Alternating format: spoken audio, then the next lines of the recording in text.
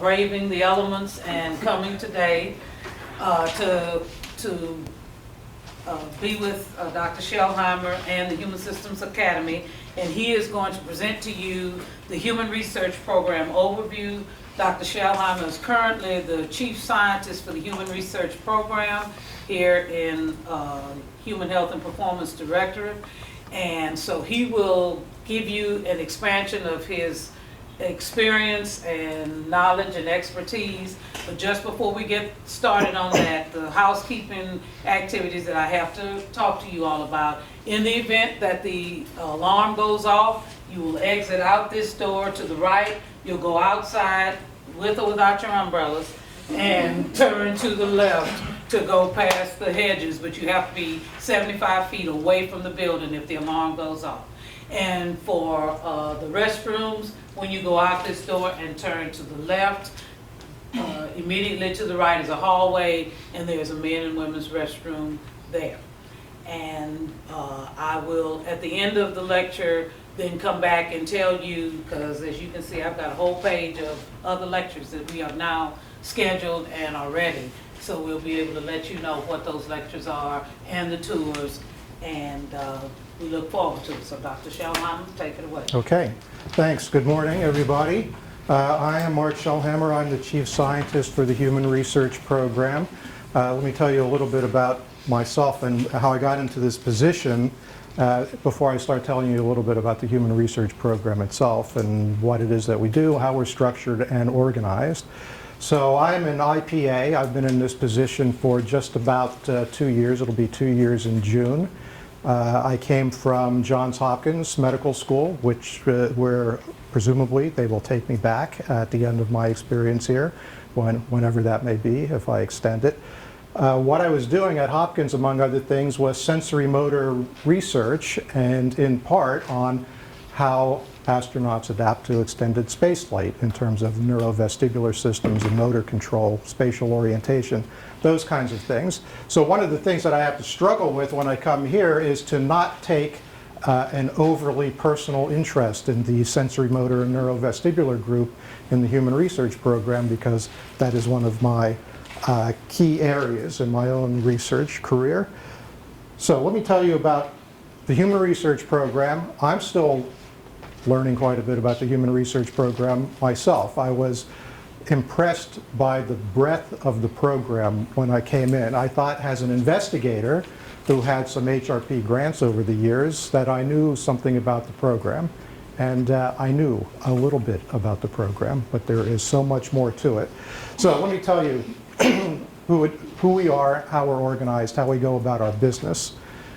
Human Research Program was formulated in October 2005. NASA did research on human adaptation to spaceflight and space life sciences more generally before that time. It was just under the context of a different program, bioastronautics program, programs with various names. But shortly after Columbia, the whole program was reorganized to become much more focused. So there was a dramatic shift from basic research to applied research, and you're going to hear this over and over again. We are very much an applied research program. The goals of the program are to perform the research necessary to understand and reduce spaceflight human health and performance risks in support of exploration.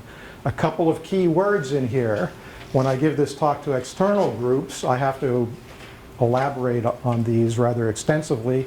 You'll probably understand the nuances involved here, but the terms risks and the term exploration, risks in our program, in the Human Research Program, the term risk is has a special meaning. We have risks, we have gaps, we have tasks, we have deliverables. Those all are special terms.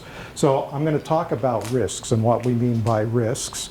And exploration, by exploration we typically mean going somewhere other than ISS, presumably. So we're looking to go to Mars. So we're doing a lot of the research right now on ISS and in ground-based laboratories that's necessary to be able to send people on an exploration, a real exploration mission in 20 years, presumably, to someplace like Mars. So that's our key goal: perform the research necessary to understand and reduce risks to health and performance. We also enable the development of spaceflight medical and human performance standards. So there'll be a slide on this a little bit later. We interface with the Office of the Chief Health and Medical Officer at NASA headquarters. So if there are things that we need to enable standards for crew selection, vehicle design, mission procedures, we feed into those. And in accord with those, we develop and validate technologies to characterize and reduce the medical risks associated with human spaceflight. So again, the bottom line on that slide, literally the bottom line, an applied research program. And you'll understand that, why I belabor that, when you see where we are situated within NASA more generally. You might think that a research program, a program that ostensibly does scientific research, might be located over here in the Science Mission Directorate, where they do things like astrophysics and astronomy and run the Hubble Space Telescope, among other things. But make no mistake, we are very much under Human Exploration and Operations Mission Directorate, Mr. Bill Gerstenmaier, the Associate Administrator at headquarters, and we are a direct report to HEOMD. So my boss, Bill Pulaski, has regular meetings with Bill Gerstenmaier at headquarters. And the reason I belabor this here is because Human Exploration and Operations, that's what we are in support of. So we do research, we do scientific research to enable to extend human presence in space, maintain health and performance, but not just because it's an interesting scientific question, which might put us over here, because there are questions that we need the answers to enable exploration and operations. So again, it's the idea that we never lose sight of the fact that we are an applied research program. Okay. Again, put it another way, the goal of HRP is to provide health and performance countermeasures, knowledge, technologies, and tools to enable safe, reliable, and productive human space exploration. The first one in particular we like. If we can figure out what's going wrong with people when you send them into space for long periods of time, the next step is figuring out what the countermeasures are. Are there things that we can do in terms of training, procedures, things that they can do while they're in flight to maintain health and performance? That's the optimum. So you see an example of a countermeasure right over here. Exercise, which I will talk about a little bit later. Exercise is one of our key countermeasures for a lot of the physiological deconditioning that would otherwise go on in space. Okay, a little bit broader context of what we're looking to accomplish here in the program and how we structure some of the research. Again, this is going to be review for most of you here, but for external groups, this is very useful. So right now, we're in what we might call Earth-reliant mode. We send people up to the space station for 6 months. We currently have our first one-year mission going on. We're doing a lot of things in the human research program with the two people who are going to spend 1 year on ISS. But this is relatively close to Earth. If there's an emergency, including a medical emergency, they can get back to Earth fairly quickly, within a matter of hours. They're in constant contact with mission control. So this is very much an Earth-reliant mode. If we want to try to mimic some of the things that are going to go on in terms of crew autonomy, making the crew really fend for themselves in many ways, which is going to be necessary when you get out farther away from Earth, we're limited by what we can do. Ethically, we can't really turn off the communication system on the space station for long periods of time to mimic communication delay or lack of communication. We can't close up the space and stop people from going up and down because, as I said, we have 6 people up there any given time. 3 people go up, 3 more come down just about every 3 months. That's a normal flow. That's not going to happen on a longer duration mission to Mars, for example, and yet we can't stop that from going on ISS. So there are limits to what we can do on ISS to enable the research that we need to go farther away from Earth. Okay, so far, Earth-reliant missions.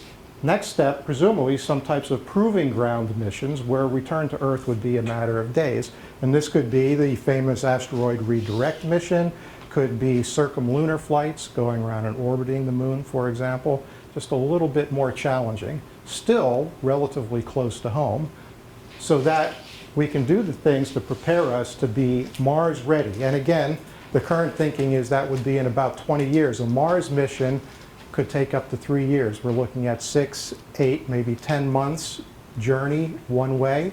So 6, 8, 10 months out, same amount back, a stay on the surface or maybe in orbit of a year to a year and a half. So we're looking at 3 years away from Earth with a small crew, probably 6 people.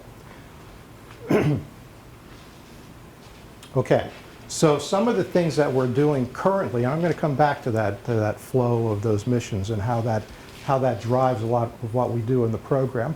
Let me tell you about a couple of more recent activities. We're working very closely, more and more all the time, with the international partners on ISS. The I in ISS stands for international. So we try to make use of our international agreements, especially working very closely with the Russians on ISS. The Russians and some of our international partners, they don't necessarily feed in and sign on directly to the risk mitigation strategy that the Human Research Program runs under. Sometimes they want a little bit more freedom to pursue other scientific ideas. So it's a challenge. There are also cultural differences about how you run a research program. How you run a research program that involves human subjects.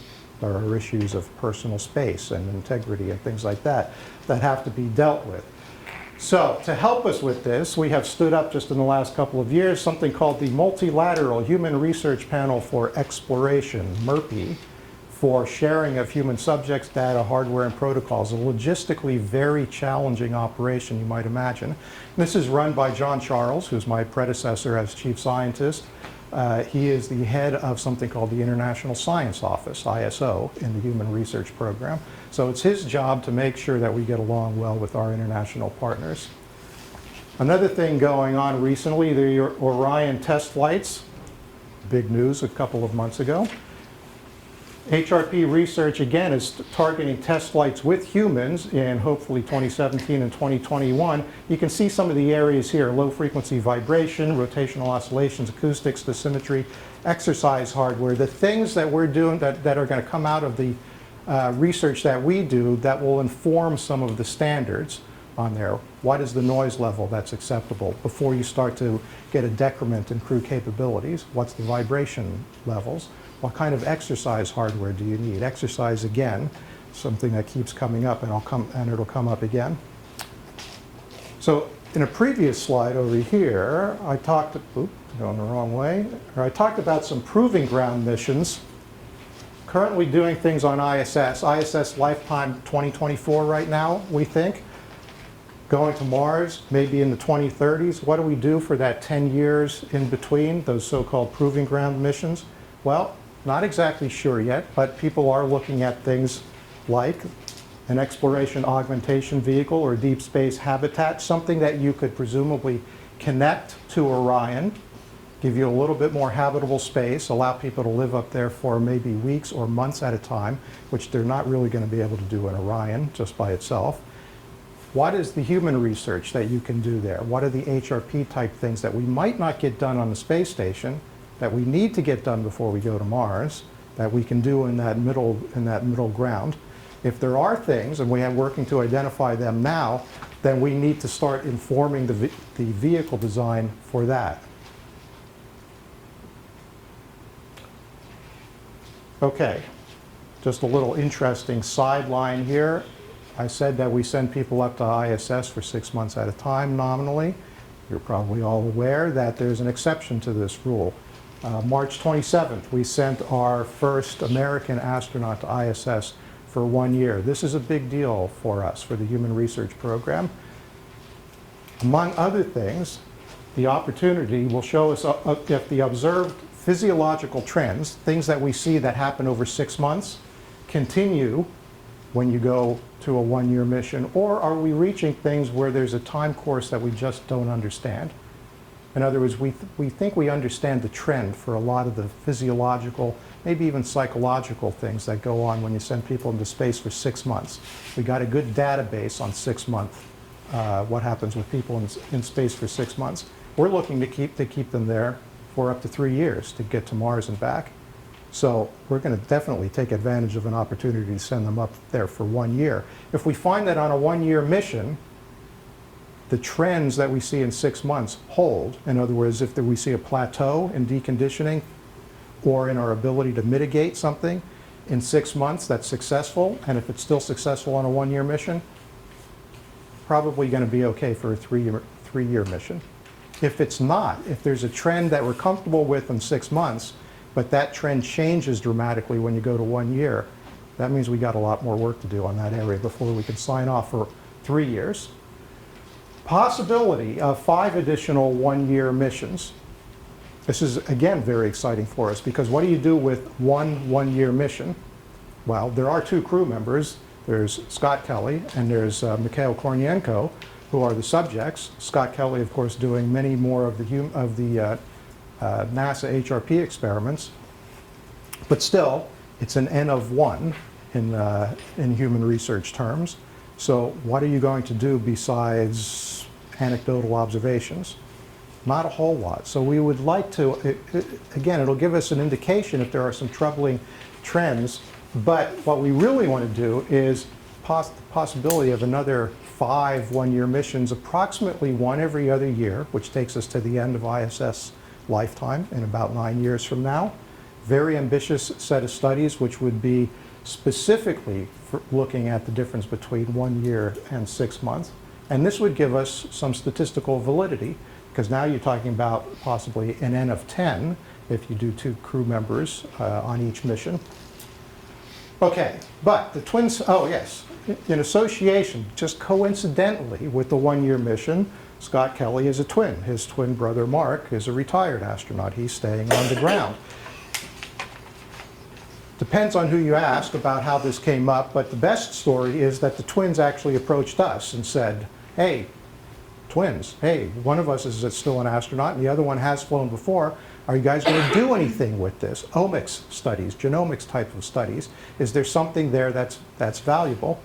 Well, we didn't really know. So we put out a solicitation, and we were very pleased with the response that we got to this research solicitation. Some really top-notch people submitted proposals and were selected for this. So we're starting to make our first foray into 21st century so-called omics research, genomics, metabolomics, epigenomics, transcriptomics, all these different omics things. In other words, nature versus nurture. Or you've got 2 people with, at least at the beginning of their lives, identical genomes. They've changed over the course of their lifetime experiences to some extent, but they're a lot more alike than any 2 random people selected. We've never had the opportunity to do something like this before, to fly one twin and monitor the other twin whilst who's staying on the ground. Twin astronauts are very rare. We might never have the opportunity to do this again. So what's the big deal? Why, other than the fact that it's an opportunity, why do we care about this? Well, the whole area of personalized medicine, the idea that you can use somebody's genomic information to target drugs, to avoid side effects, to target interventions of various kinds that might be more beneficial for some people and not work so well on others because they metabolize a drug or a supplement or a vitamin differently. That's going to be big in terrestrial medicine in the coming years. Can we do something similar to people when we send them into space? We don't want to get necessarily into the crew selection area. That's not our business. But once the crew has been selected, is it possible to say, based on genetic information, this person over here needs 2 hours a day of exercise in space, which they now do as a countermeasure. Maybe this person over here needs a half hour and a dietary supplement. And maybe this person over here better not exercise more than 10 minutes a day because he or she is subject to bone fracture. Whatever. If we can extract that information from genetic studies, from genetic information, then you can imagine the reduction in resources that we would be able to achieve on an extended mission. We could tailor our countermeasures much more precisely. So that's why we're interested in this. Okay, now back to the Human Research Program more generally, who we are, how we're organized and structured. Well, up here in this top box, you might call that the management box for the Human Research Program. The program manager, Bill Pulaski, is deputy Barbara Corman. The chief scientist, which is me, there's a deputy chief scientist. There's a program integration and science management office. The managers basically up there. We have very close connection with something called the National Space Biomedical Research Institute. NSBRI is a non-governmental organization. They are headquartered here in Houston, over in the Medical Center Complex area at Baylor. They have a complementary research portfolio to ours. So we are doing risk mitigation, they're doing risk mitigation, but being non-governmental, they have a little bit more flexibility than we do in how they interact with some of their academic partners, some of their external investigators. All right, so we take advantage of that flexibility sometimes to, they help us run seminar series and things like that, external conferences. Okay, but within the program itself, we are broken down into 6 main subdivisions. We call them elements. We have a technical term for just about everything in the program. So the 6 elements you can see arrayed across here. Let me start with the one that's an outlier on the left-hand side, something called ISS Medical Projects Element, or ISSMP. The name doesn't really tell you what they do. This is a non-research element. This is a logistics and implementation element. So when you do human experiments, you need informed consent. Right? You need to explain to the people what it is that they're going to be doing. There's a whole big process. An institutional review board must review the protocol. The consenting process for astronaut crew members as subjects is run by ISSMP. Appropriate crew training, pre- and post-flight testing before you do experiments with people in space, getting the appropriate materials and supplies from the ground up to ISS, and getting biological samples, blood, saliva, urine specimens, for example, getting them back from ISS in a timely manner. This is all taken care of by ISSMP. It's a logistical nightmare. If you ever see them go through the process of putting together a flight queue, which is basically a schedule that integrates all of the HRP experiments across a timeline for 3 to 6 months, 3-month increment or a 6-month mission. It's an unbelievable process because our experiments interact with each other. So this is a very difficult, these people really earn their pay. Okay, so now let me go to the research elements. And I'm going to go through these, just a little bit of detail, because it helps explain not only how we're organized, programmatic structure, but it gives you an idea of the breadth of things that we need to cover in the program. When you talk about sending people into space and mitigating the major risks to health and performance, these are the kinds of things that we're talking about. So over here, Human Health Countermeasures, HHC. This is the element that deals with what you would consider the main physiological challenges when you send people into space. You can see some of them listed here, but bone demineralization, because just standing here, I'm putting stress on my bones because of gravity. That helps maintain bone health and strength. You go into space, you don't have that constant loading. The bones start losing calcium, they get weaker if you're not careful. Same thing with muscles. Same thing with aerobic capacity, the ability to exercise. A couple of other things. Multi-system covers a lot of things, but that includes one of my favorites. Sensory motor systems, neurovestibular, balance, motor control. Exercise and performance talked about a little bit, cardiovascular system and vision changes. So again, the major physiological issues that go on when you send people into space. The next one over, space radiation, somewhat self-explanatory. The radiation environment in deep space can be pretty nasty. We don't know what that's going to do in terms of raising the risk for problems in crew members. So presumably there may be an increased risk of lifetime cancer if you're exposed to the radiation environment in deep space. Are we comfortable with that risk? Are we comfortable with our knowledge of that risk? Do we know, is it going to be a 3% lifetime increase on average or a 30% lifetime increase on average? We're doing the research right now in animal and mathematical models to help determine those limits and then look for countermeasures. We don't do a lot, if any, of research in this area on ISS because the radiation environment in low Earth orbit is just not that nasty. It's not nearly as bad as it is in deep space because we're protected by the magnetic fields of Earth. Okay, next one over, behavioral health and performance. That one also is pretty much just what it sounds like, but let me put it this way. Let's say that you look around the room and pick 5 of your favorite people here, or at least 5 people you think you can deal with for a long period of time. Everybody else leaves the room, we lock the doors, and nobody comes in or out for 3 years. And then we send the room 100 million miles from Earth. So you can't even leave if you want to. And then we start to increase the radiation level, and then we put bone demineralization possibly on there, muscle weaknesses, all the other things. The fact that you've got a food supply that's, you're going to make it as varied and interesting as possible, but you're not going to go out to a restaurant anytime you want. You've got some possible behavioral stressors here. So BHP, Behavioral Health Performance, looks at mood, depression, psychological issues, circadian rhythms, which are disrupted on ISS for a number of reasons, including the operational pace, and whenever a cargo ship arrives, tends to happen in the middle of the night for some reason. It's very disruptive. But you also don't have the regular day light-dark cycles on ISS, and you're certainly not going to have them on a mission on your way to Mars. So what do you do about that? Do you try to enforce a regular daily cycle through lighting? Probably a good idea, but that impacts a lot of other things. And those are kind of individual aspects: mood, depression, that kind of thing, motivation, enthusiasm. What about interpersonal issues? Team interaction, team cohesion, team roles.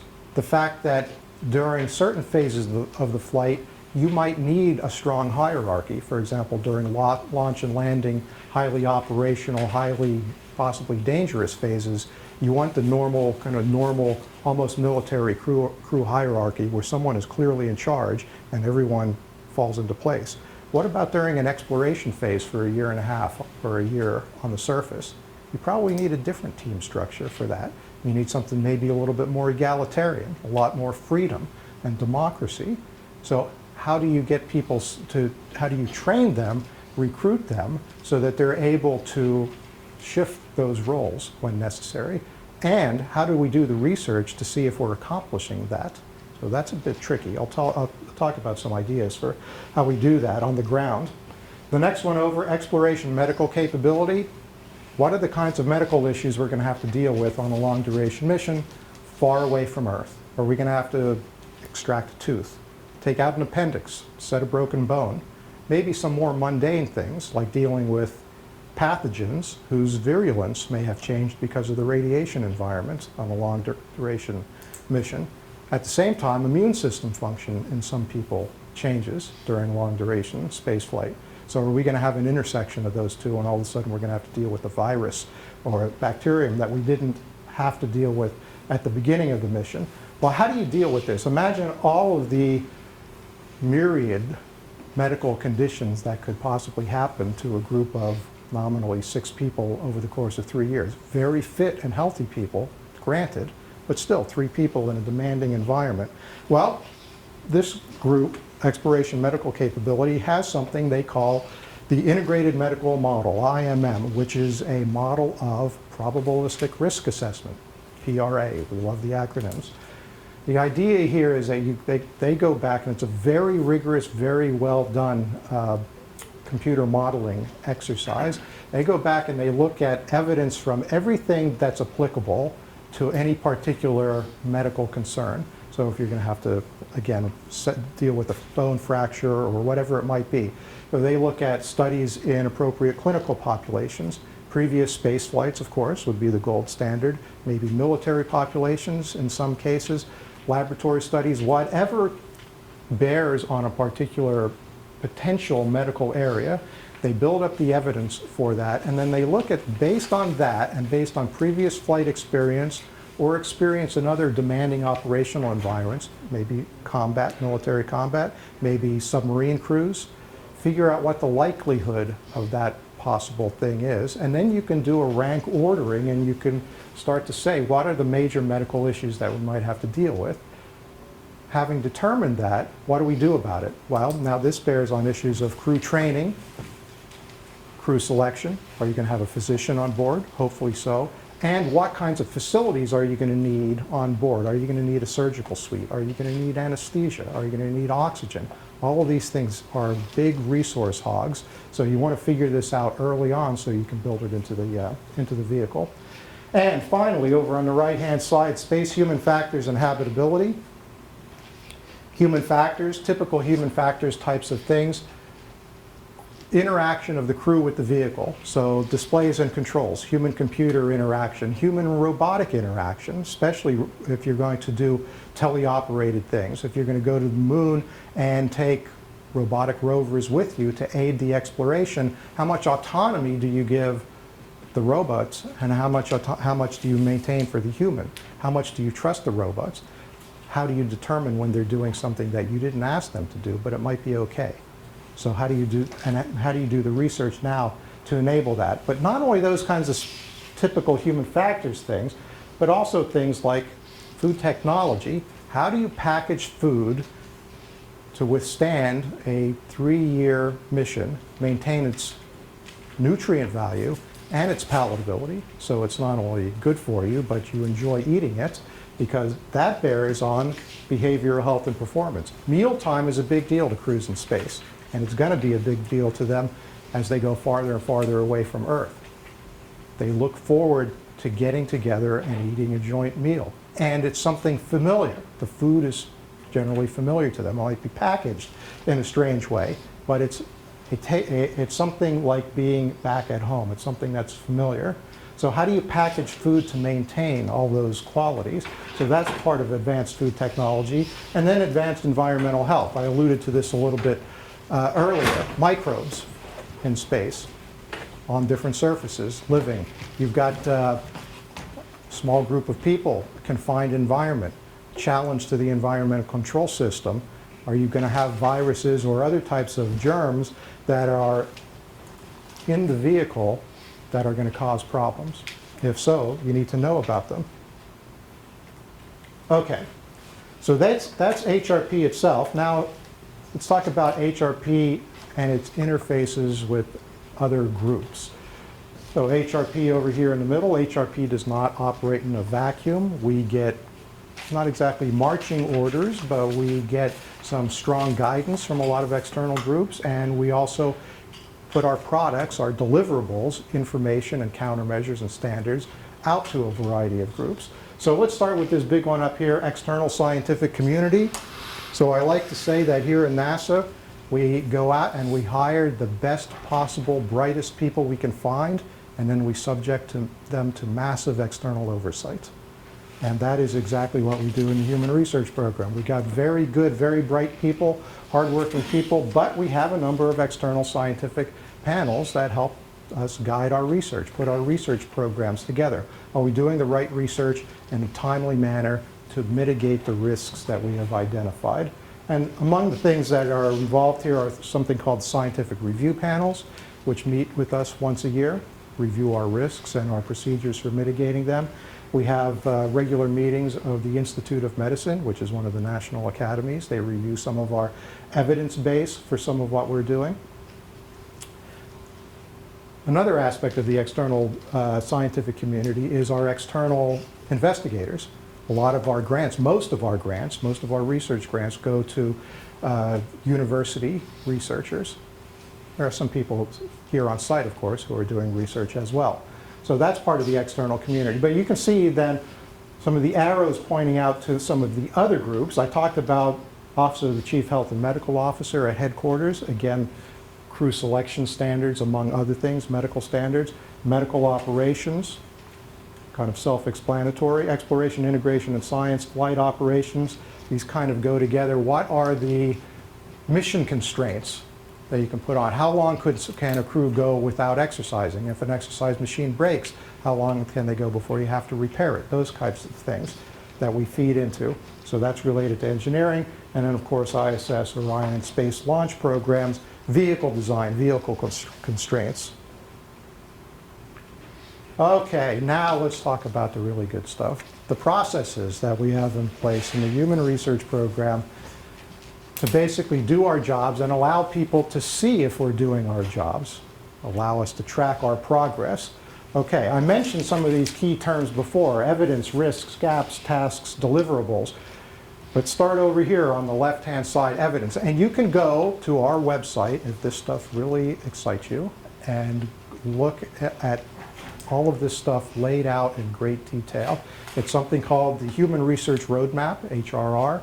So you can just Google NASA HRP HRR, and you'll see this come up. You'll see all of the 32 risks that the Human Research Program is addressing. You'll see the evidence reports that support those risks. The evidence reports are put together by people inside the program, our internal researchers. And again, they look at evidence from all appropriate studies and populations on the ground to basically say, here's what we know about this particular risk. Now, let me make this a little bit more concrete. As an example, one of the 32 risks in our program is risk of bone fracture due to bone weakening during long-duration spaceflight, right? You go someplace, you land on Mars, you step out, you break a bone. Everybody's in trouble in that case. So this is a major risk for us. And so the evidence basis for that would be looking at populations that experience bone loss for various reasons. The drugs that are useful for interventions for those, do we want to adopt those or not? So a variety of things from, again, from every possible perspective that's appropriate. So the evidence reports that support the risks.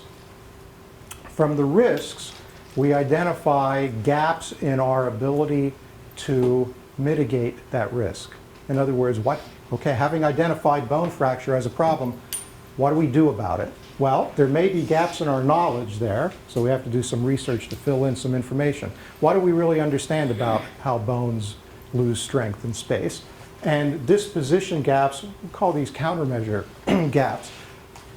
Do we know enough, and do we know what to do about the problem? So this would be countermeasures, interventions, training, mission design, whatever it might be. So our whole gap structure is laid out. We have, like I said, we have 32 risks, and we have 200 and some gaps that have been extracted from those risks. The gaps, closing a research gap is one of the ways in which we measure progress in our program. Those are the milestones. From the gaps, we identify specific tasks. Task would map almost directly to a research project, a research grant. So if you look up our annual, or now it's more than annual, research solicitation, there'll be specific tasks that we're looking for, and you can see them map back to the specific gaps that they're meant to close. So this is the progress, this is the kind of flow of information in the program, from evidence to risks to gaps to tasks to hopefully deliverables. Hopefully we will get information from these tasks, from these research projects. They could be countermeasures, they could be certainly final reports for a grant project, but again, interventions, vehicle design, standards, technology of various kinds. And what you don't see here is that this closes the loop. When there's a deliverable, it will hopefully change our evidence base and our risk posture, what we know about that particular risk. Down at the bottom shows some of the flow of how we have this process reviewed by the external community.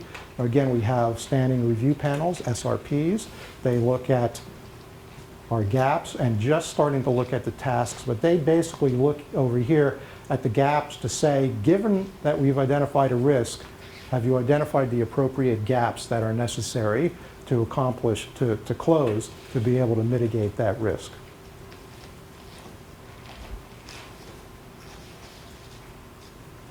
All right, let me see. I am going to come back to that flow in a little bit more detail. And let me talk about some of the constraints that we work under, the research environment that we have. And I don't mean the environment has an ISS, I mean the conceptual environment, the intellectual environment. So we conduct research aimed at risk mitigation. I think I've made that clear by now. We need, in order to do that, we have the flexibility to replan or address new issues as needed. I like to compare us to NIH, National Institutes of Health, because many of our investigators also are NIH investigators. They're familiar with that system. We're nothing like NIH. We're very different from their system. NIH is much, although they do research that's nominally related to human health on Earth, They're much more open and flexible for basic research, for example, things that might not pay off for decades. We have a very structured applied program, and we're looking for answers to specific problems. We're looking to mitigate our 32 risks in a timely manner. So we don't have what you might call the luxury of doing basic research in some cases, understanding fundamental mechanisms of a particular physiological process. If we can come up with a solution, a countermeasure that seems to work, even if we don't understand all of the fundamental mechanisms of what's going on, we'll go with that countermeasure and then try to fill in the information later. That makes scientists very uncomfortable. It makes me uncomfortable as a researcher. Nevertheless, if we were to approach this like NIH does and try to work from the bottom up and fill in all the pieces, all the intellectual pieces, we might never mitigate any of our risks. So again, very different from the way the rest of the world does a lot of their science because it's an applied program. That doesn't mean we take unnecessary shortcuts and do things that are foolish. It just means that sometimes we have to work with imperfect information. That includes this, flexibility to replan or address new issues as needed if a new risk comes up or a new nuance is identified. If something happens on ISS that brings our attention to something that we didn't realize was an issue before, we have a limited time to get the so-called best answer. Best is in quotes here because of what I was just discussing. Best might not mean that we understand all the fundamental mechanisms. It just means we have a countermeasure that works. Why? Because we have finite resources, of course, budget, but also subject number, time, access to ISS. Subject number is a big deal for flight experiments. When you do a typical study with human subjects, or even animal subjects, but any kind of life sciences experiment, you do a statistical analysis. You want it to be adequately powered. You want it to be able to have statistically valid results at the end of the study. And there are some standard guidelines for this. If you're going to do a flight experiment in particular and use crew members on ISS, there's a good chance you're not going to be able to meet the requirement on number of subjects that you would get with a conventionally designed study on Earth. So that is a huge issue for us. How do we use, say, non-traditional statistical designs in our experiments? And can we live with answers that are not statistically validated at the traditional levels, but we still have confidence in? So that is a huge problem. So that's the so-called small n problem. We have a constrained environment. Again, a lot of this, most of this applies specifically to ISS itself. We do a lot of laboratory experiments and ground-based experiments. Constrained environment, poorly controlled, less than ideal research conditions. That is putting it mildly. So in many cases, a crew member comes in to do our experiments and they haven't slept well. They might not be eating because they don't have the time. They might not be eating a nominal meal, although we track that pretty carefully. They might have taken some kind of medication, maybe for a headache or a backache, which they do suffer up there. Maybe they've taken a sleep medication. That's privileged medical information. The doctors know about that. The researchers don't always know about that. Do you think that if somebody has taken a sleep medication and then is going to do an experiment on maybe fine motor control, that it might have an impact on that experiment? Yes, it might have an impact on that experiment. So would all of the timeline pressures and the other experiments that they're scheduled to do. So you can say that it's a poorly controlled environment. Nevertheless, we do get very good, valid information out of this environment, but it's an ongoing challenge. Okay, I think the rest of this I'm going to skip, but it's basically elaborating on the point that there are cases in which we have to go with answers that are not validated at the level that you would like in a ground-based experiment, for flight experiments in particular. Okay, let's talk about some of the venues in which we do research to try to get around those problems. So ISS, of course, is the gold standard. We would like to do as many experiments as we can on ISS because it is a spaceflight environment. So if you're going to send people into space to Mars, you would like to send them up to ISS and do research on them first. But It's a very demanding environment, and as I just mentioned before, at some length, it's very difficult to get a large number of subjects on ISS experiments. Not only that, we are faced, just very recently, it's become very acute, faced with a crew time problem. There are more and more people asking for more and more time from the crew members on the space station. So HRP has had a relatively protected environment up until just recently, because we are one of the main drivers for keeping the space station going, the human exploration that's necessary to enable, the human research that's necessary to enable human exploration beyond the space station is one of the things that is one of the prime justifications for ISS and keep maintaining its operations. So we've done pretty well until now. We always have to keep an eye on how many crew members and how many hours we're asking for. But now we've got other people looking for more and more crew time. That includes SLPSRA, Space Life and Physical Sciences Research and Applications Group at headquarters. That includes space biology. So the space biology people want to start doing some experiments on there, sometimes with rodents, which takes up a lot of crew time. Tech Demos has things that are going up. This is in addition, this is just the research end. This is, forget about the operational part of keeping the space station going. That's a given. We don't have access to that crew time, obviously. There's an organization called CASIS, Center for the Advancement of Science and Space, CASIS, which is mandated by Congress to have 50% of the national lab resources on ISS. That is 50% of the research, non-operational resources. Not exactly sure what that means yet, whether that means they get 50% of every single thing like crew time and space and energy, whatever it is, or whether it's 50% in the aggregate. We're still working out those details with them. But they're now just getting ready to start asking for their 50%. And we were thinking they wouldn't be ready to ask for their 50% because they didn't have their research lined up yet. They wouldn't be ready to do that for a number of years. So they're here now knocking on the door asking for their 50%. 50%, that's a huge impact on HRP research. So we're trying to coordinate as much as we can with them because they're doing some life sciences experiments. We're doing life sciences experiments. But that gives you an idea of all the different groups that are looking for crew time on ISS. And we are in a constant struggle to maintain appropriate number of crew members and time to get our experiments done. But also because of that, we're looking at alternatives, which is some of the other research environments.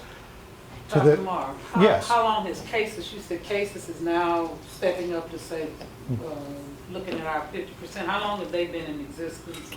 Yeah, I don't know how, on the order of 5 years. Under the 5 something years. like that, yeah, yeah. So they're recent, they're not Oh, 50 yes. year or. No, that's right, that's right. They're relatively recent, yeah. Okay. And, you know, it took them a little while to get their act together, so we were kind of going along comfortably with them in the background. And now they've got their act together, yeah. And I don't want to belittle, I don't want to sound like I'm derogatory about cases. They've got some great research to propose. And we want to work, we do want to work with them. It's just that this is kind of an unexpected challenge to us now.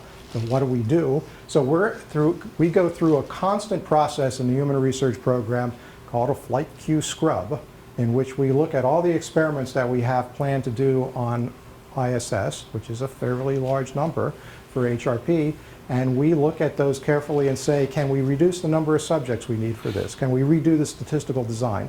Can we offload some of those subjects and do some of those experiments in ground environments, and then just maybe do a few subjects in space to validate the results?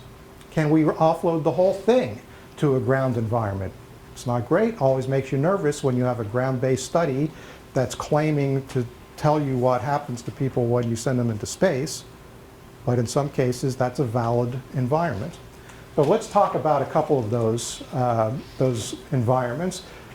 You may have had a talk already on the Human Exploration Research Analog, HERA, okay?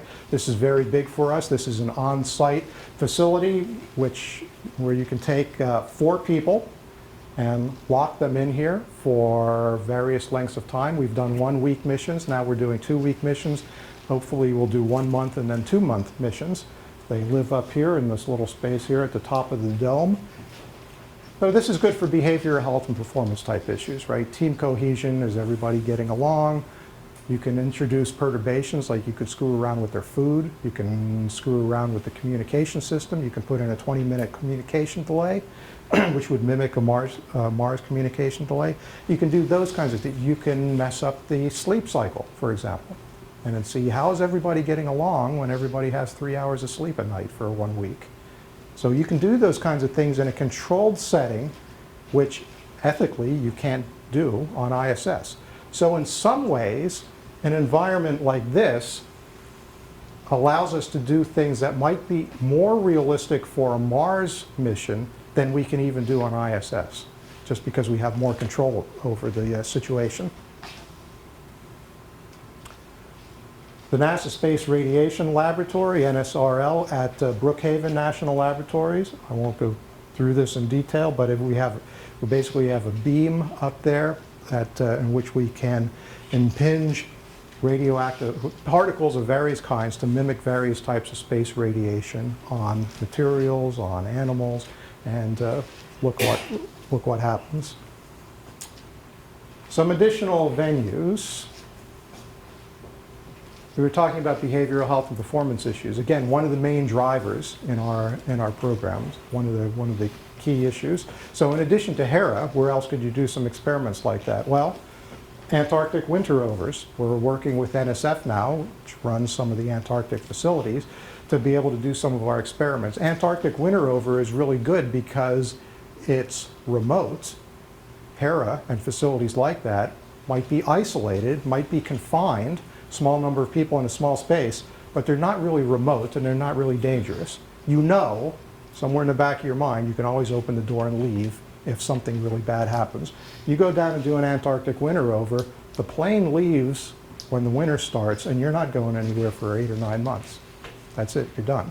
So that mimics the remoteness and the danger aspect, but it doesn't capture the small group aspect, because there's a lot more than 6 people in an Antarctic winter rover. So we have to look at any one of these analog facilities and try to do a spectrum of experiments across a spectrum of different facilities, and then try to piece together the results, because none of them are like the real thing.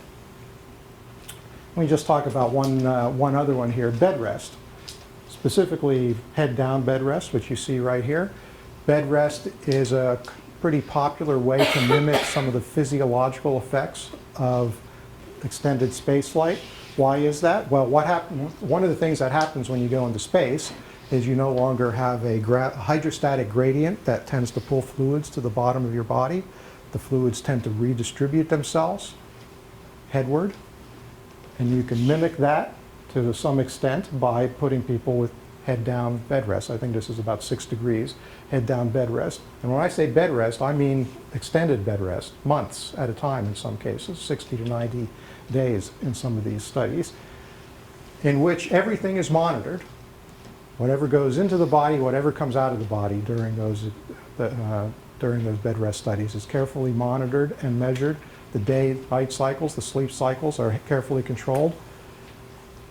So fluid shifts, if you don't do exercise, you're going to get some muscle deconditioning, obviously, from laying in bed for months at a time. Possible bone weakness. All of these things come up there. Cardiovascular deconditioning. Possibly sensory motor disturbances. If you haven't had to stand up and walk around in a gravity field for months at a time, you're going to be a little wobbly when you get up. So that whole range of issues, again, mimics to some degree of fidelity what goes on during extended duration spaceflight. But this has shortcomings because, for example, we can't mimic a lot of the team interaction aspects. We can't ethically restrict who they see because there are medical people and researchers and dietitians and people like that coming in and out all the time. So we can't really mimic the isolation and confinement, although we're thinking about how we might be able to do that. Another thing that we can start to introduce on here, which we haven't really done yet in a systematic way, is increasing the CO2 level. CO2 level on the space station is 10 to 20% on average higher than it is here on Earth in a normal environment. We know that elevated CO2 has physiological effects, not really very good physiological effects. It's a vasodilator, so you get headaches, among other things. Probably will exacerbate any kind of fluid shift issue because you've already got fluids going toward the head because of the lack of gravity, and now you've made it worse by dilating the blood vessels. So you can combine the headrest, the fluid shift, with CO2 in an environment like this, and you can do that in a controlled manner. So what we're hoping to do by looking across all of these analogs and picking a few and really trying to make them more like ISS is offload as much as we can from our flight queue on ISS, because first of all, it's a necessity, just because we don't have the crew time resources that we would like, and also because we have better control over what happens in these analog facilities. Okay, going to skip that. All right, now I referred to 32 risks that the Human Research Program is addressing. What are those risks? How are they assigned? How do we prioritize across those? You say, here's 32 risks. It's your job to mitigate all those risks. Well, how do you allocate resources? What do you do there? Well, I'm going to explain that process a little bit. It's a process of continuous risk management, CRM. So it's somewhat standardized. We have some nuances that we put onto it for the kinds of things that we do.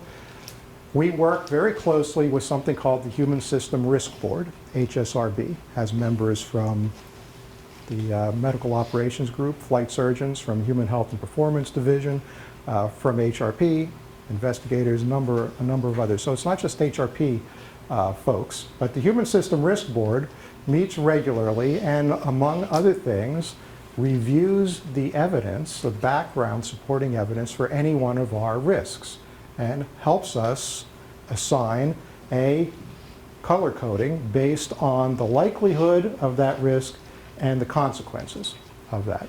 So, as an example, bone fracture. The consequence of a bone fracture on a Mars mission, for example, is pretty high. Right? So one person breaks a bone, basically the whole crew is down to take care of that person. Right? But what's the likelihood? How do you ascertain the likelihood of that? Well, you have to look at previous flight studies, you have to look at the demineralization record from 6-month studies and see how that relates to bone strength, and how does bone strength relate to the likelihood of breaking a bone. We don't have a lot of evidence, like none, of people actually breaking bones in space, so we have to extrapolate from ground-based studies. So we put all that information together and we try to figure out what is the likelihood, low, medium, high. What is the consequence? Two different types of consequences. So immediate consequences, ops consequences, operational during a mission. So this would lead to loss of a mission, death of the crew in the direst, the worst circumstances, or so-called LTH or long-term health consequences. This could be increased risk of cancer due to radiation over the lifetime of the astronaut. And then you look at these, and if something has a very low likelihood and a very low consequence, like big deal, put a Band-Aid on it and move on, well, we rate that, we color that green. And this is going to, you'll see the value of the color coding in just a minute. If it's got a high likelihood and or a high consequence, like it's very likely to happen and somebody's going to die if it does happen, you get that a red rating, and somewhere in between, it's yellow. We would consider that partially controlled. Now, when you look at that over a timeline, it's a so-called critical path, which feeds into something called our path to risk reduction. Our job is to take things that are red and make them yellow, and things that are yellow and make them green by instituting the appropriate countermeasures, by doing the appropriate research. This is just one example. The idea is not to go into the details here, but to show you how it is that we structure the program and again track our progress. So you see that there are some milestones here along the way. We think this risk is starting, this is again as a timeline here, out to 2024, expected lifetime of ISS, possibly to 2028, so our charts go out to 2028. And a couple of key milestones. The milestones are tied down here to specific research projects. Those research projects are derived from specific gaps in our gap structure. So these are the gaps. Again, if you go to our human research roadmap on the website, you'll find these gaps. These are the tasks. And again, it's a success-based strategy, meaning that if every one of these projects along the way gives us the answer that we think it's going to give us, is a successful research project, then we will have hit these milestones. And in this case, we would expect that way out here in 2022 or 2023, we will know enough about this particular risk, which happens to be risk of injury during EVA, to go from yellow to green. And then we would consider that mitigated, and then we could say, okay, we're comfortable with that. Maybe we don't need to put as many resources into that particular risk as some of the others. Maybe we just have to monitor this. Okay, you can do this for a variety of design reference missions, which is really what this chart is meant to convey. We have DRM categories: low Earth orbit, deep space, lunar visit, deep space journey, and planetary, which would be presumably Mars. And as you might imagine, a lot of things that are green for the less challenging missions, like up here, turn to red for the extended duration missions. That's not uncommon.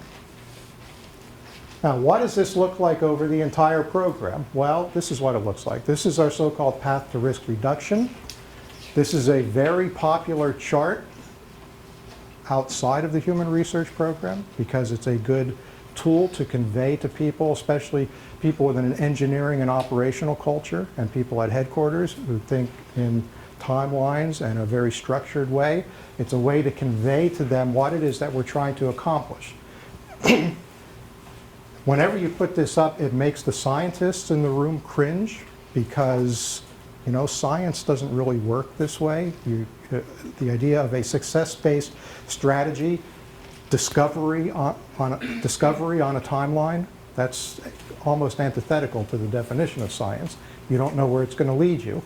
But we are an applied research program, and so if we select our gaps and our tasks correctly and award our grants correctly, and those grants are successful and give us the answers that we think they are going to give us, then we think that this is what's going to happen, that this is the march of progress of risks from green to yellow, red to yellow to green over time.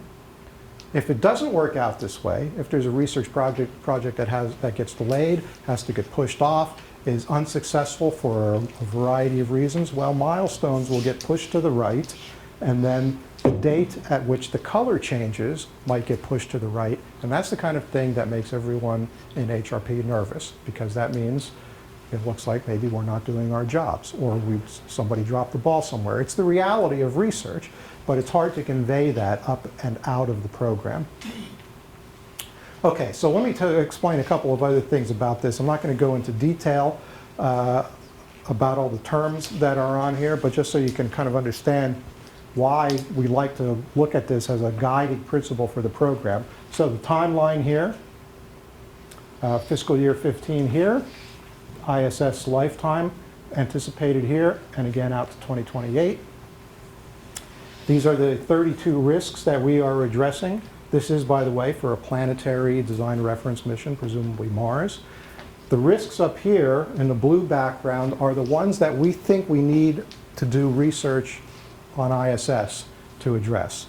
So you can see that's the vast majority of them. That's why we have the flight queue scrub issue, because a lot of our risks up to now, we've been thinking we need to do research on ISS. We're looking to move more and more of these down to this category, which means that we think we can adequately address some of these things in the ground environments in analog facilities of various kinds.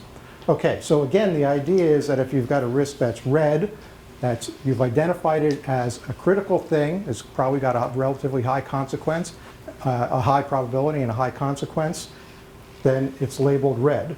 If you've got some countermeasures in place that have been identified, maybe not validated yet, maybe you have a handle on some interventions, well, we would consider that partially controlled or partially mitigated and put that into the yellow zone, and then hopefully move that to green, in which case we would say, yeah, we got a countermeasure. That countermeasure seems like it's working. We're going to monitor that.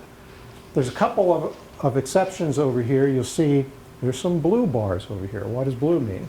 Well, blue means we've gone even further than green. Not only do we have a countermeasure, but it's now optimized. It takes less mass, less energy, fewer resources of various kinds. So that's where we hope to get. You see that's out past the extended lifetime of ISS. That's kind of a nice to have thing. There's a couple bars here, 3 of them actually, that are gray. Gray means we haven't yet decided if this is even a risk in the program. So I think one of the examples here is planetary dust. The dust on Mars, is it toxic? Is it corrosive? Is it going to be a problem if I breathe it in? First of all, is it a problem? Second, is there an engineering solution to that problem? The environmental control system or suit design or whatever it might be. If the answer to the first one is yes, it's a problem, and the answer to the second is no, there's no operational mitigation, well then we might adopt that as one of our risks. And then we'll go through the process of saying, what's the likelihood, what's the consequence, and then put it back on our chart.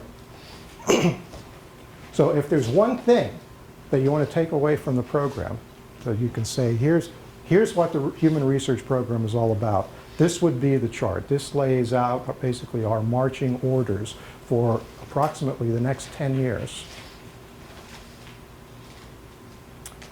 Okay, let's see, I'm going to skip that.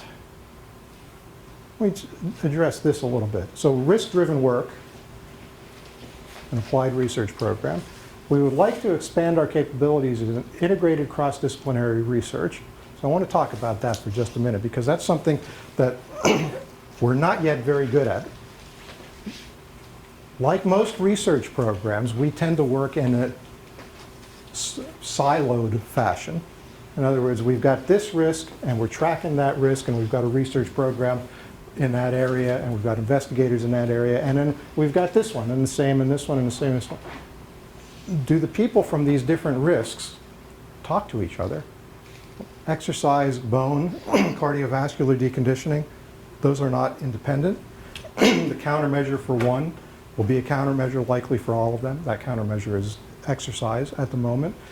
So there are cases in which the groups do talk to each other, and that's one that I just gave you. But systematically, are there cases here in which these groups should be talking to each other, that there are common fundamental principles or common countermeasures that we might be missing?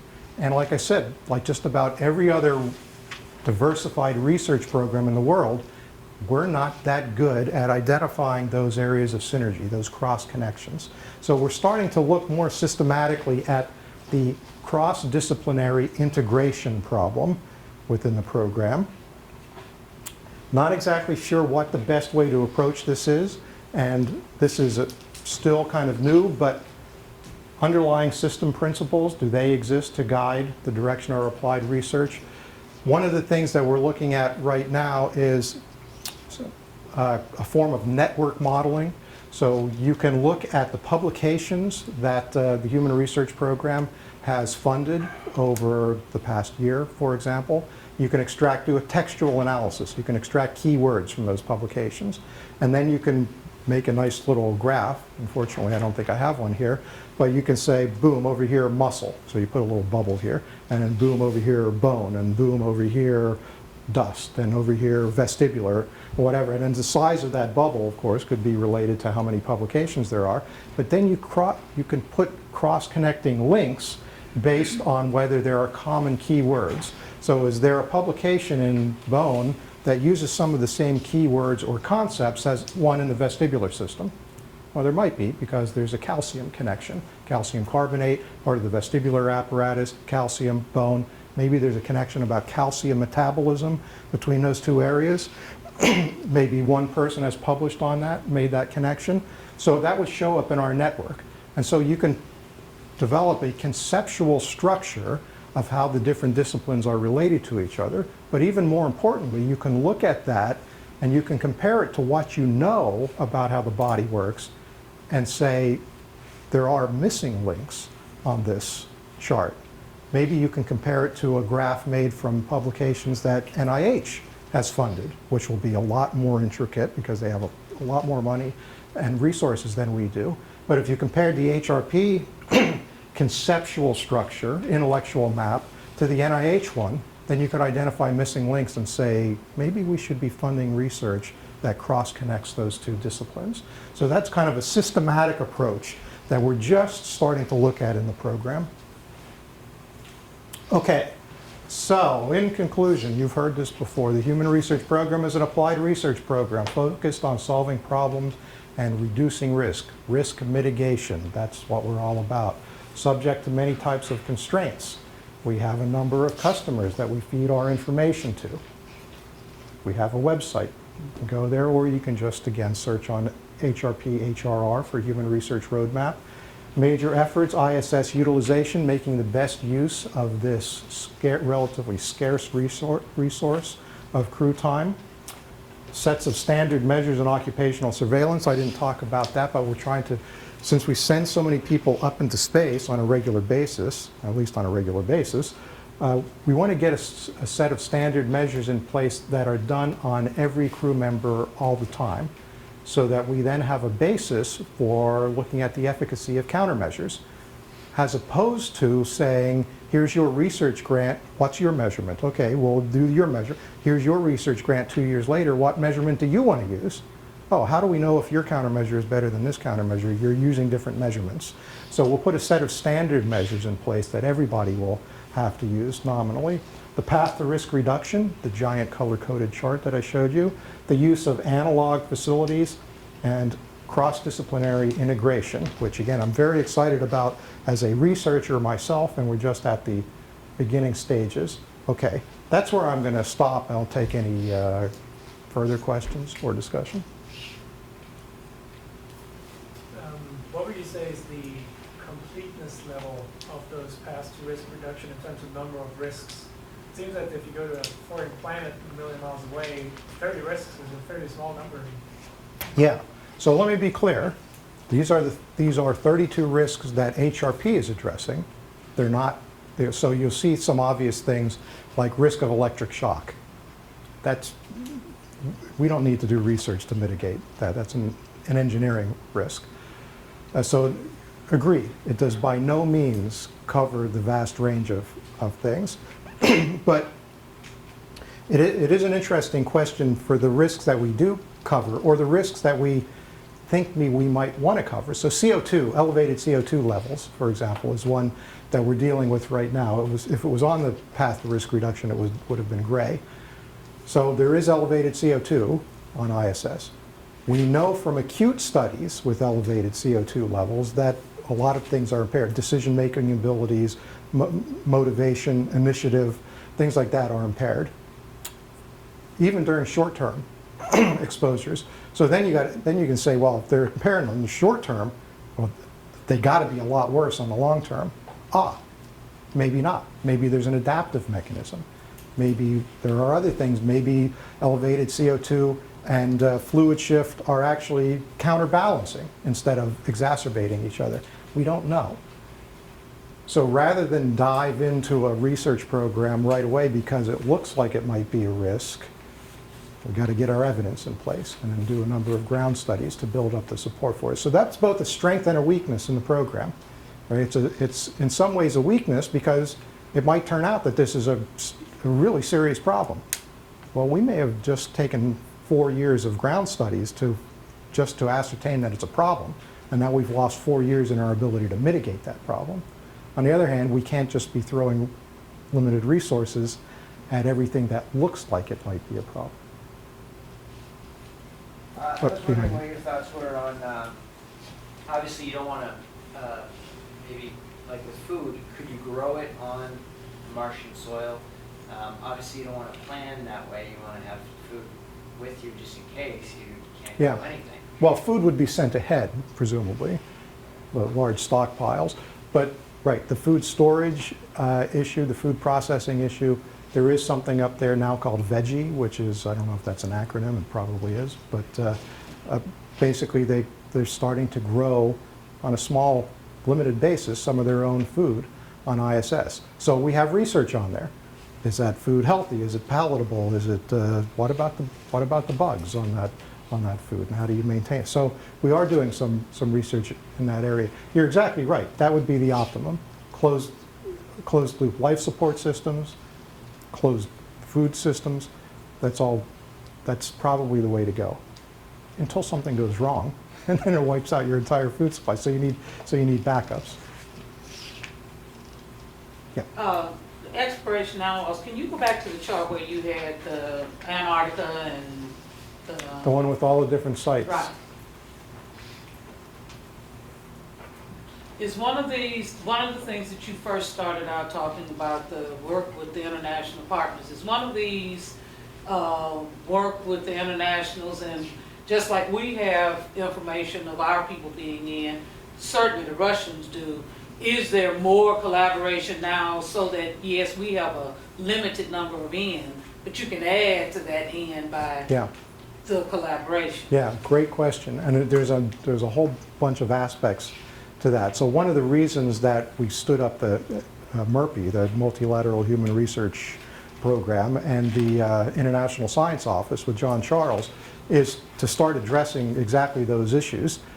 If we're doing experiments just on ISS to start with, and on the average 50% of the crew members are not American, that's a potential 100% increase, doubling of the subjects that we could get if we can work constructively and productively with those international partners. If their cosmonauts and astronauts can be subjects in our experiments, and vice versa. So how do you work that out? So does that same reasoning carry over to analog facilities? It certainly does. So Antarctic winter rovers, NSF does not run the only facilities for Antarctic winter rovers. There's a European group that runs Concordia, among others. So we're trying to, some of our researchers do. We haven't yet worked out systematically how to do this on a regular basis to work with them on all of those different analogs. We're starting those discussions now. Right now, up till now, it's been pretty much an ad hoc basis where an investigator on his or her own initiative will go out and make the arrangements to get his or her experiment, which might be an HRP experiment, into those analogs that are run internationally. There are exceptions. There are some cases in which we'll do international life sciences research solicitations, which will take that into account up front. So that's a work in progress. But one that's really, I'd say, much further along, something over here called NVHAB, and the colon in front actually is part of the name for some reason. This is a large analog facility, brand new in Germany. And this is a beautiful facility. I saw it during almost before its grand opening, really, about 2 years ago. It's got bed rest facilities. It's got the ability to do elevated CO2 during bed rest. It's got centrifuges. It has medical capabilities of all sorts. And we want to start making use of NVHAB because it has this wide range of capabilities. Maybe you can start doing the things you can do in traditional bed rest and combine some of the behavioral health and performance issues. For example, it's an international facility. It's a German facility. So how do you do that? Because there are limitations on what NASA's allowed to pay for with its international partners. So can we work out bartering agreements? Can we give them something that they need, and they'll give us access to this? We're working on that right now. And right now, commercial space being a big deal, Yeah. eventually the commercial providers will have their own astronauts. They won't have to come to our crew. Yep. And so does that mean that there's a whole different set of protocols and a whole different set of things that's going to have to happen, and they would do their own collaboration with the international partners for their folk, or does that all still expect to come in under the federal government, or is it, we don't know? We don't know. So what I do know, I've done a little bit of work with commercial spaceflight before I came here, looking at what kind of research you would do, what medical standards might be. Right now, their flights are so short that a lot of these things are not, they're not there yet. They're not thinking about these kinds of things, especially the ones that you're, two different types of suborbital, of commercial flights, right? Suborbital flights, Virgin Galactic type flights, and those are so short that it's, none of the up and down, right? The problem there is going to be maintaining proficiency of the pilots when they fly over and over again.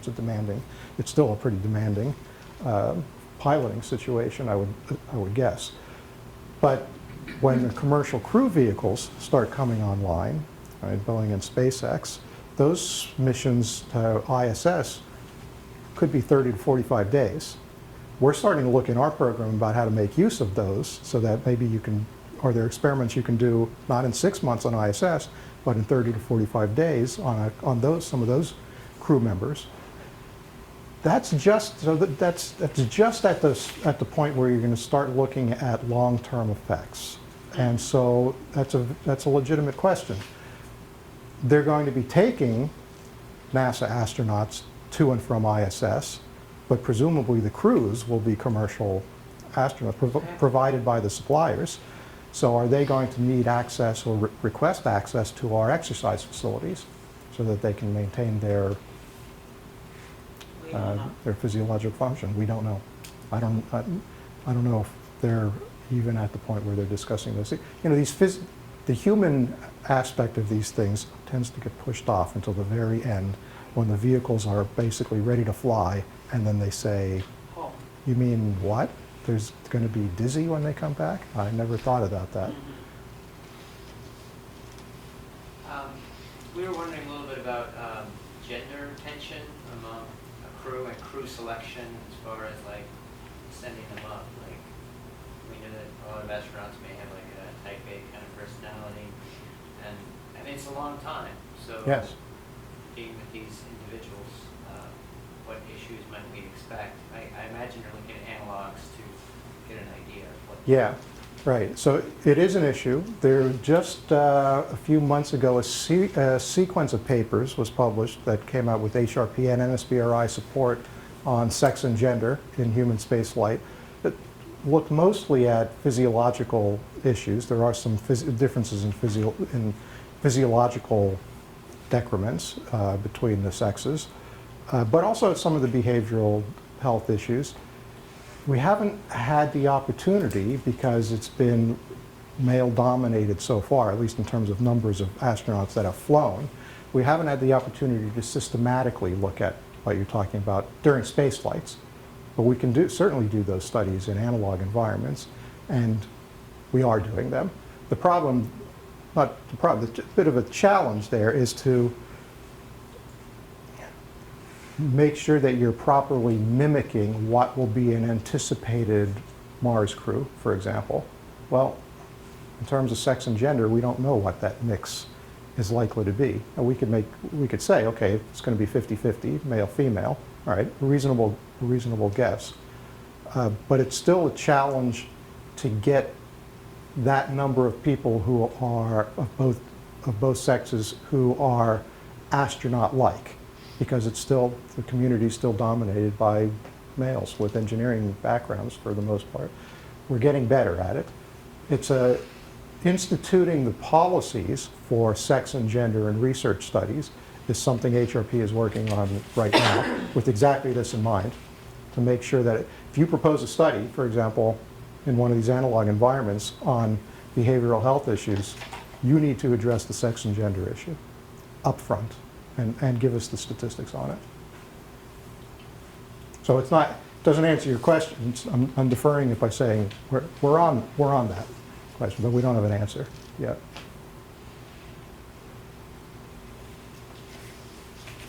Looks like we're done here. Is that it? Looks like it. All right, thank you. Dr. Mark Shellheimer. Well done. Okay, Very interesting. Thank my you. pleasure. I'm in Building 1, the 7th floor. Anybody wants to come over? Oh, you Chat had about this? your slide that had the information you said that had yours, Is it on there? websites, was it? Oh, well, the website. Oh, and there's me. Okay. Yeah, So that if I'm easy to find. they have other questions or want to get in contact with you, and you're in Global. I'm in Global, yes. So Yeah. that he's opened doors so that you can. I'm open door, and He's opened that door. I so gotta you say can that contact. the view from my office is pretty good, so you're welcome to come over and visit. All right, well, we thank you once again. My pleasure, thank All you. right, so here at the end, number one, make sure that your name has, you've signed in on the sign-in sheet so that you can get credit for the class. Number two, we ask that you please fill out the surveys, and please take note on the surveys that the first column is strongly disagree, the last column is strongly agree. So for the people who go down, and we've had several strongly disagrees, and then we're trying to catch the person to say, well, what is it we need to do? But we don't know, because we don't know what it is. So we're asking you to please make sure that you catch that. And then the next lecture that is in the system right now, it is not part of the Human Systems Academy classes, but it is part of Dr. Eleanor Choa's 2.0, the thing on innovation. Dr. Davis was responsible for bringing a gentleman who is going to be speaking here, and the speaker is the future of health and technology. Where can technology take us? It is in the Teague Auditorium. It is on April 27th. We opened up, he asked us to put it into Saturn. So if in fact you sign up on that class, you get credit for, or not you, but anyone would get credit toward the ROI certificate for if you're going in and butts in the seat and you signed in and because they are gonna have the sign-up sheets just like this. But they're really trying to fill the auditorium up because Dr. Ochoa has a total innovation day where she's doing that speaker and she's doing other stuff with innovation, and want the population out here to get involved and get engaged and understand what it is we're trying to take, where we're trying to take the Johnson Space Center and those activities. So I'm asking you all, please at least go into Saturn if you're interested and willing to go to the lecture on the 27th. Like I said, it's Dr. Daniel Kraft will be the one who is speaking. You sign up in that, you will get credit towards your ROI, but it is not an ongoing, every year something that we would be bringing back and putting in our curriculum. And then the next one after that is Human Systems Risk Management. Dave Francisco is going to talk about the risk, the 30 risks that he brought in and showed you today and talked about. Dave is going to go through those so that you can get an understanding of what those risks are, what they're trying to do, how they're trying to mitigate that. And that is an ongoing something that between Dave, Dr. Davis, Jeff Davis, and Dr. Pulaski, his boss, are going to be doing that because they want all of the employees in human health and performance to understand what the risks are, be able to articulate that, be able to know, because you're our ambassadors. When people ask what's going on, I thought they shut down the space program. I thought we're the ones that have to be able to tell people no, and we have to tell them what's going on. But in order to do it, you have to know what's happening. So his is here in the studio on May 5th at 9 o'clock. So that is, if you're interested, go into Saturn on that one, and then we jump into June, cardio. Michael Stinger is going to do cardio in June. Spaceflight immunology is going to be in June, and spaceflight immunology tour is in June. So I'll take you that far out so that you know what's going on. But please go into Saturn, because all of these are listed in Saturn, and you can kind of schedule out your time to know how to support us in the Human System Academy and to help you learn what HHP is all about. So thank you all. Thank you again. And thank you, Dr. Sherman.